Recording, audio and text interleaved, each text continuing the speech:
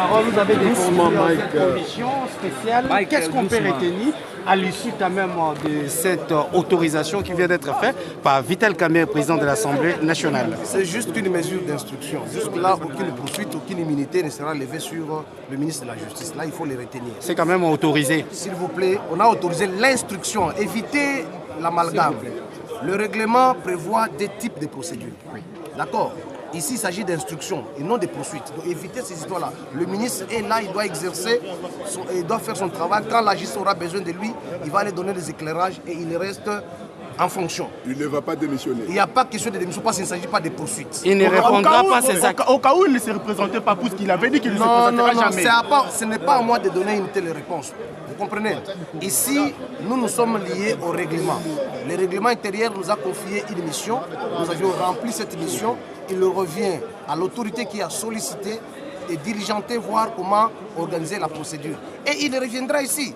Quand il verra qu'il a les éléments probants, il va revenir ici pour demander maintenant l'autorisation des poursuites. Là, en ce moment, on parlera de la démission. Il ne temporait pas question de la démission. Honorable, vous le reprochez quoi exactement? Non. Nous ne sommes pas là pour statuer au fond. Évitez ça. Écoutez, évitez ça. Nous, on a statué sur la demande du procureur. Général, il a demandé l'autorisation faite d'instruction. On s'est limité par là. Le fond, il reviendra à celui qui les charge de venir ici pour nous prouver et vous serez là comme l'homme des médias. Honorable, vous êtes accusé d'être corrompu par la primature. Non, mais écoutez. Je suis encore jeune, je rappelle à la représentation nationale qui vous suit et qui nous suit ici, j'ai encore moins de 40 ans, je ne peux pas hypothéquer ma vie. Vous avez commencé, non, Moutamba t'a fait ceci, on t'a donné l'argent, on a mis mon image dans les réseaux sociaux et après on a échangé. Non, écoutez, c'est un travail parlementaire. On a fait notre travail, on reste serein et on continue notre travail comme représentant du peuple. Le reste là, ce sont des considérations des gens. Parce qu'on est comme ça. Non, monsieur, s'il vous plaît, merci. Mon micro, mes micros. C'est ça la nouvelle la plus importante. Mais certains disent que vous accusez les ministres de la Justice d'avoir détourné, mais en réalité, il n'a pas détourné. 2 propositions de loi ont été adoptées par la première, et pour moi, c'est une avant-première. Il s'agit de quelle proposition? Proposition de loi portant création de l'ordre national et héros nationaux, et puis de l'ordre national du léopard. Voilà, c'est la plus grande nouvelle. Alors, concernant le ministre de la Justice, que dites-vous alors par rapport à l'autorisation des poursuites? L'Assemblée a décidé. La plénière a décidé. Ce n'est pas un acharnement politique? L'acharnement par rapport au quoi? La première est souveraine, elle a décidé après le rapport. Merci beaucoup. Merci. Du ministre Moutamba. Parce que jusqu'au moment où je vous parle, il est encore présumé innocent. Il est question qu'il aille expliquer auprès du procureur les faits qu'il lui reproche. Au niveau de la plénière, les députés ont estimé qu'ils ne peuvent pas obstruer la justice, étant donné que le commun des mortels sait aujourd'hui que le voleur se protège entre eux. A-t-il volé? N'a-t-il pas volé? C'est à l'issue de l'instruction, parce que le procureur sera obligé, après l'avoir écouté, s'il constate des faits, de revenir encore à l'Assemblée nationale solliciter des poursuites. Est-ce que voilà va-t-il se présenter à la justice? Vous me posez la question au lieu d'aller la poser à celui qui... C'est à moi que vous posez la question. Ok, c'est bon. L'Assemblée a autorisé, point barre. Qui sont pour? Qui sont contre? Qui s'abstiennent? Merci. Au vu du vote, l'Assemblée plénière approuve les conclusions du rapport de l'examen des réquisitoires du procureur général pour la Cour de cassation aux fins d'autorisation d'instruction à charge de M. Moutamba Tunguna, constat ministre de la Justice et garde des Sceaux. Par conséquent, l'Assemblée nationale accorde au procureur général pour la Cour de cassation l'autorisation d'instruction à charge de M. Moutamba Tunguna, constat, ministre d'État, ministre de la Justice et garde des Sceaux. Cela étant, nous allons procéder à l'examen il reconnaît n'avoir pas obtenu l'avis de non-objection, car, précise-t-il, la directrice générale de la DGCMP lui avait garanti qu'il s'agirait que d'une formalité administrative susceptible de régularisation. Après avoir reconnu ses erreurs, il a présenté ses excuses à la commission, donc à l'Assemblée plénière. Le ministre d'État, vu la nécessité et l'urgence, adopte la résolution dont la teneur suit. Article 1er. Il est autorisé l'instruction à charge et à décharge de M. Constant Mutamba, ci-dessus nommé, sur pied du réquisitoire numéro 1830 RMPV 0021 PGCCAS 2025 du 20 mai 2025 aux fins d'obtenir l'autorisation d'instruction. Article 2. La présente résolution entre en vigueur à la date de son adoption par l'Assemblée plénière de l'Assemblée nationale, faite à Kinshasa le 29 mai 2025. Vital Kamerhe Lwakanyingini, président de l'Assemblée nationale. Constant, ministre d'État, ministre de la Justice et garde des Sceaux. Chers collègues, avant d'en arriver là, votre bureau vous informe que le procureur général, près la Cour de cassation, vient de saisir encore l'Assemblée nationale par un réquisitoire aux fins d'obtenir l'autorisation d'instruction contre un autre député national. Je passe la parole à l'honorable rapporteur pour nous donner lecture de la correspondance du procureur général pour la Cour de cassation. Il ne faut pas faire du bruit. Bébé, ça peut s'agir de vous, Joseph, ou de madame. Vous ne comprenez rien. Alors, calmez-vous.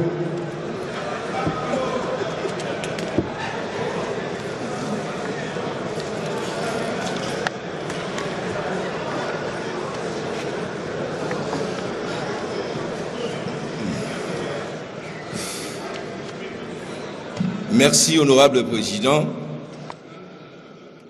Réquisitoire du procureur général près la Cour de cassation aux fins d'obtenir l'autorisation d'instruction contre les sueurs Nicolas Kazadinzouji,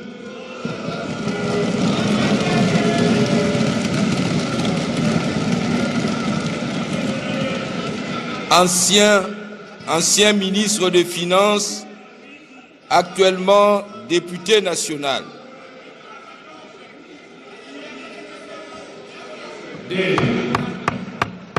Honorable député, on va suspendre la lecture alors.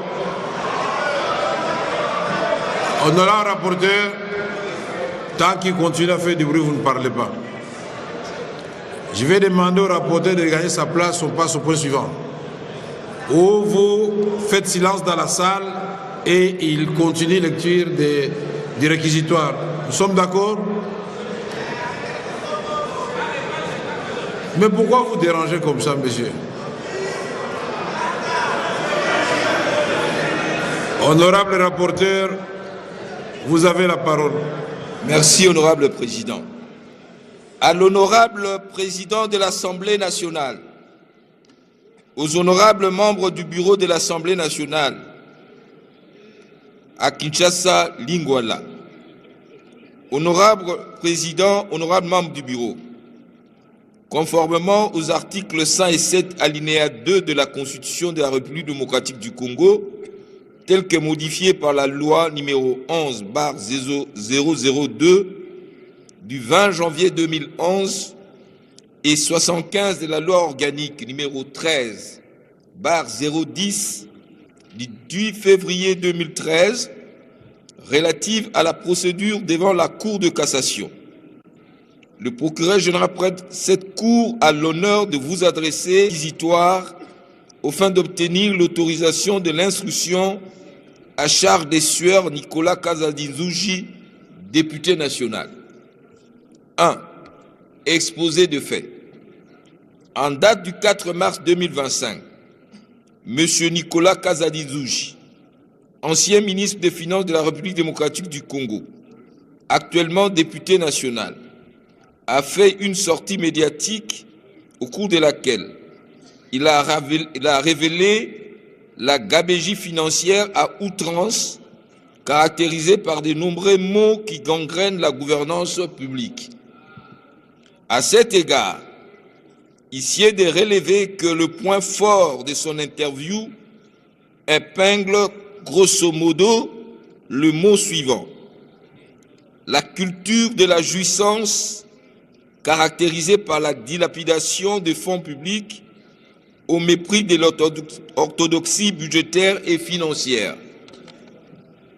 Le projet improductif financé pour détourner le fonds public, la création intempestive des établissements publics en violation de l'orthodoxie budgétaire et en marge de structures standards du gouvernement. Il en a dénombré une cinquantaine dont certaines ne fonctionnent pas. Le mauvais entourage du chef de l'État, dont certains collaborateurs n'hésitent pas à abuser de leurs fonctions pour se donner aux pratiques mafieuses. L'irrégularité du paiement des jetons de présence payés directement à l'Inspection générale des finances en méconnaissance du ministère des Finances dont ces services publics relèvent et partant seul habilité à assurer les paiements de fonds du Trésor public. Et enfin, la divulgation des secrets d'État, affirmant qu'à sa qualité d'homme politique et député national, il a dévoilé quelques cas emblématiques ayant posé problème au Conseil des ministres, tant simplement dans le but d'étayer ses propos. 2. Qualification légale et loi applicable. Tel qu'exposé succinctement dans leur rapport avec le droit, ces faits paraissent 29 bis du Code pénal livre 2 tel que modifié et complété à ces jours. Eu égard à la gravité des faits, il est de bon droit que le député national Nicolas Kazadinzouji puisse présenter sa version de faits et de preuves pour éclairer notre religion. Par ces motifs qui plaisent au bureau de l'Assemblée nationale d'autoriser l'instruction à charge du député préqualifié pour révélation des secrets d'État et propagation de faux bruits et partant lui remettre de présenter ses moyens de défense. Fait à Kinshasa le 29 mai 2025, l'officier du ministère public, Firmin Mvonde Mambou,